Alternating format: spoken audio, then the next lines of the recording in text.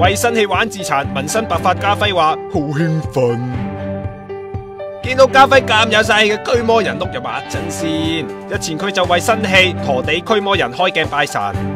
我頭髮就係假嘅，咁我係剃光咗個頭，然後黐咗呢個頭髮頭，係咪好正啊？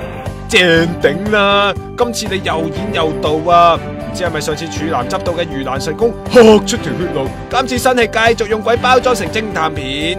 同埋我都有啲驚嘅開工，我就係驚點解我唔驚，咁啊令到我有啲驚啊！會唔會係我太過掉以輕心咧咁樣？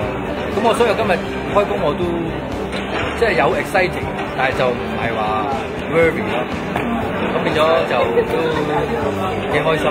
佢仲話身上個紋身用咗10個鐘印上去㗎，仲戴埋大眼仔，哇！sharp 到咧，係咪好正啊？